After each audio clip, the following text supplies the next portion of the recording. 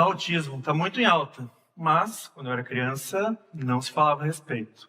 TDAH, mais em alta ainda. É difícil você não conhecer alguém hoje que tenha TDAH ou alguém próximo a você. Síndrome do intestino irritável, quando você tem queixas relacionadas à parte digestiva. Doença autoimune, astigmatismo, miopia. Esse era eu na escola.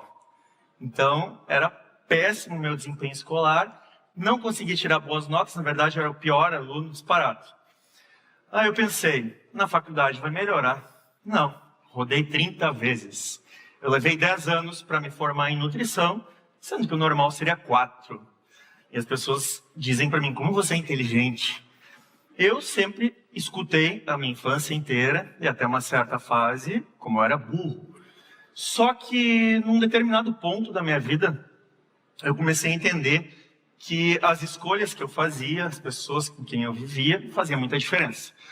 Eu, por muito tempo, resolvi me isolar, como a grande maioria dos autistas que eu atendo muitas crianças e adultos autistas, eu tive a capacidade, então, de enxergar coisas que a maioria das pessoas tem, porque todo mundo pode estar um pouco no espectro. O espectro autista ele é muito amplo.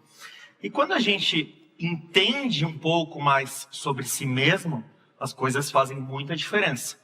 Ou quem aqui não quer emagrecer um pouco, ganhar um pouco de músculo, resolver uma dor de cabeça, ou mesmo que nem eu, zerar o astigmatismo sem cirurgia nenhuma. É difícil alguém dizer não quero. Eu quero continuar enxergando pontos de luz que parecem flores de noite, porque quando eu dirigi de noite, os pontos pareciam flores, literalmente. E você força o olho e não enxerga nada. Tive, então, durante uma boa parte da minha vida, esse isolamento, o que me fez, né?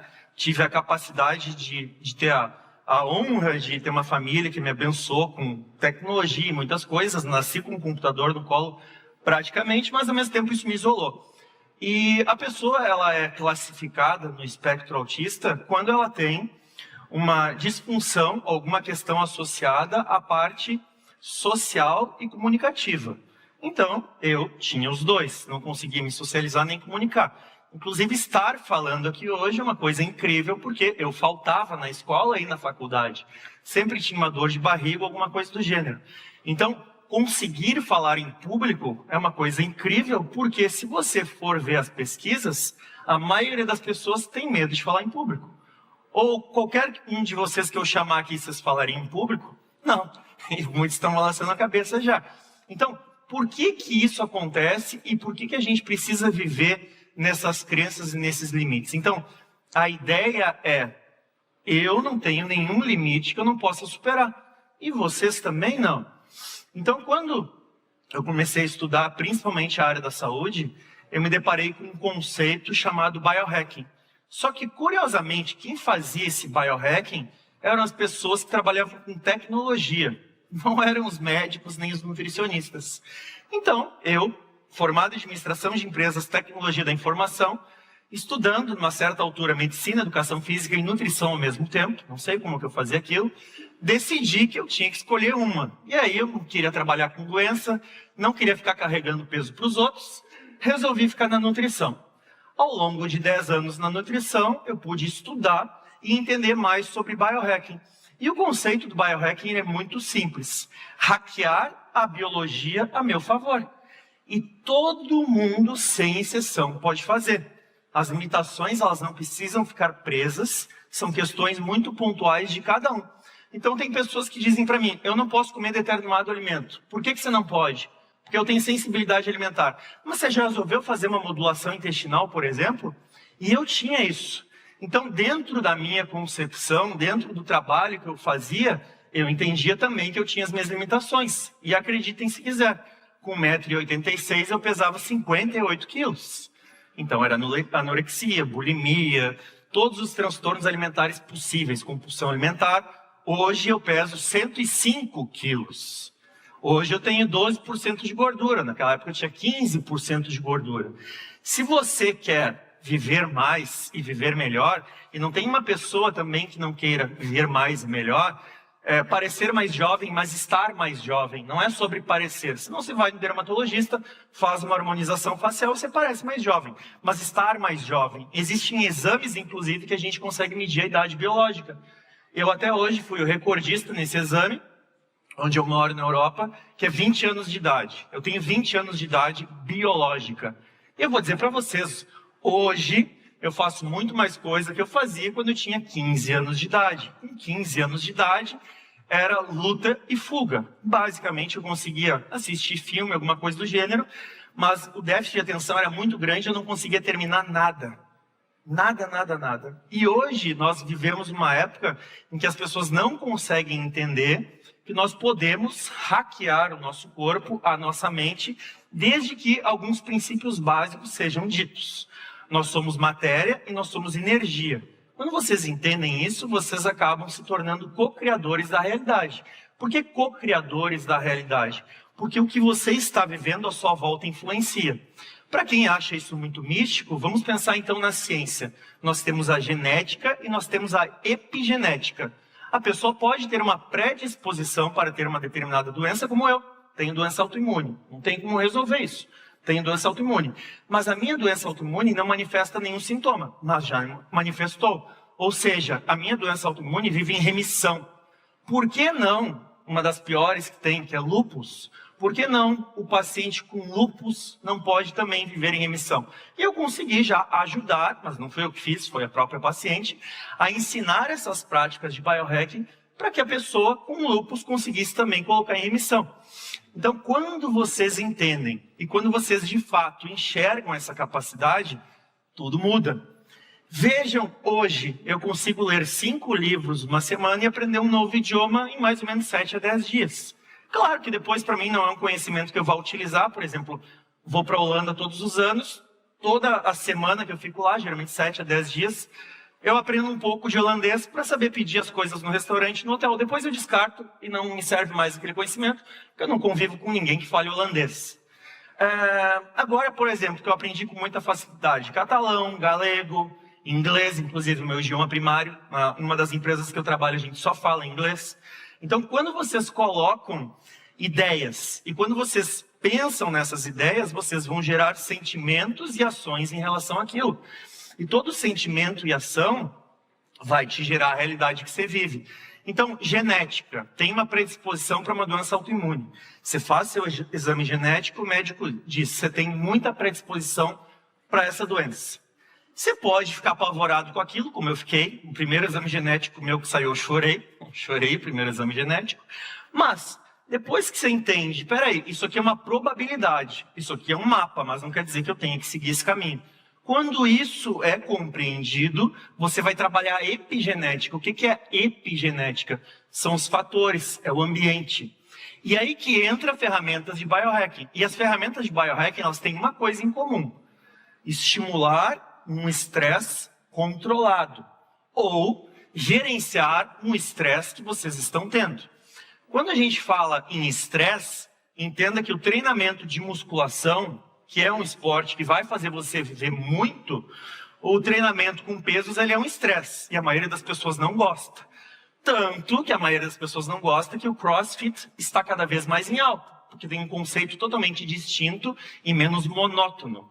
Poucas pessoas, de fato, gostam de fazer musculação. Eu não sei como, mas eu amo fazer musculação.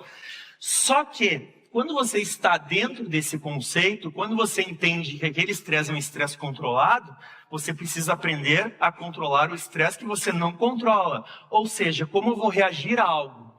Se a minha namorada brigar comigo ou me acusar de algo que eu não fiz, a minha reação é uma escolha minha. Eu controlo isso. Mas eu não controlo o que ela vai fazer. Em Portugal, as pessoas são muito calmas e tranquilas, até entrarem dentro de um carro. Eles ficam possuídos e começam a xingar, brigar. Inclusive, eu tive uma namorada que levou um soco na cara de uma outra mulher no trânsito porque uma fechou a outra. E é uma coisa rotineira e ninguém vai na polícia. Dentro dessa perspectiva, o que a gente pode fazer? Saber como nós vamos reagir. E como nós vamos reagir é para tudo na vida. Só que quando a gente sabe o que a gente vai fazer, a coisa funciona de uma forma totalmente diferente. Então você vai para a musculação, você sabe o estresse que vai gerar. O que você faz depois para reparar esse estresse?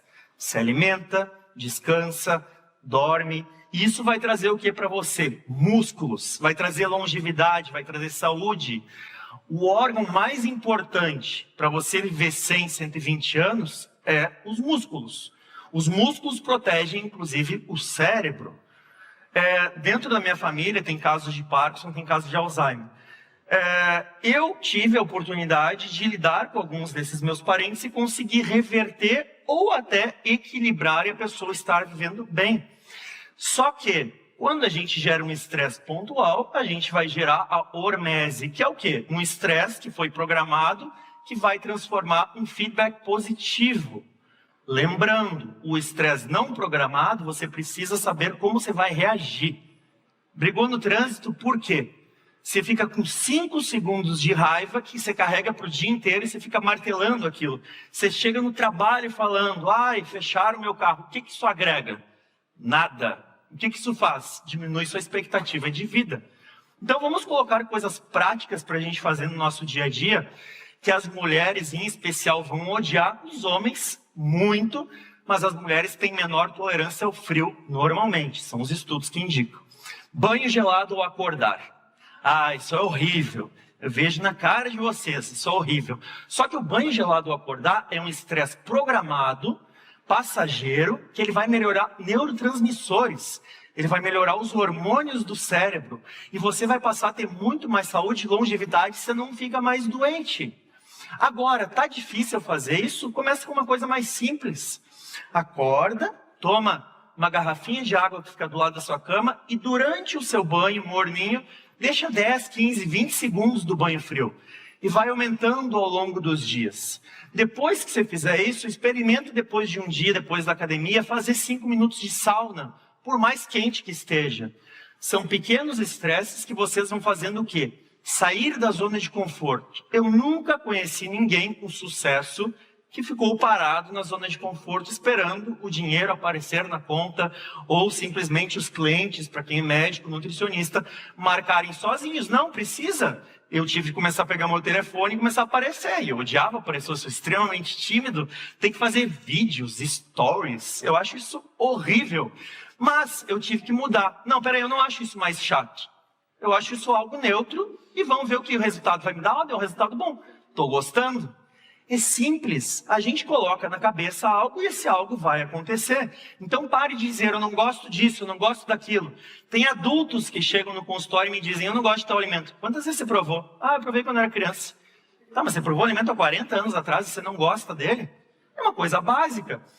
Outras estratégias de biohacking, além do banho frio, além da sauna, além de tomar água, que ninguém toma. Quem já tomou água aqui hoje? Eu só falar em tomar água que as pessoas começam a lembrar. Muitos levantaram a mão. Mas vejam só que interessante. Quando você adiciona práticas como musculação, uma caminhada, raspar a língua, tomar água, fazer exercícios ao ar livre, pisar os pés no chão. Pisar os pés no chão, você está fazendo um princípio chamado earthing, ou grounding, que é o aterramento. Isso comprovadamente melhora sinais de estresse, melhora a função de neurotransmissores, aumenta a imunidade. E quando que é o momento ideal para fazer? Depois de um dia intenso de trabalho, depois de uma viagem de avião. Eu faço 100 voos por ano. Vocês acham que eu não vou fazer aterramento? Então vocês precisam adicionar biohacking para o dia a dia. Não é nenhuma ciência oculta, é de livre acesso a todos. Todos vocês podem fazer. Começa com coisas básicas. E quem não quer emagrecer e ganhar um pouco de músculo para viver mais e melhor? Quem não quer ficar inteligente? São coisas básicas. Eu aumentei minha inteligência com testes de QI, surpreendentemente, de vários outros pacientes, aplicando estratégias de biohacking. Então, a mensagem que eu quero deixar hoje aqui é: você não é o seu diagnóstico, você não é os seus limites. Você não é a pessoa que vai sofrer de dor de cabeça, enxaqueca a vida inteira. Sim, eu sou autista, não vou deixar de ser, mas isso não me define. Então não deixem um diagnóstico ou algo definir você.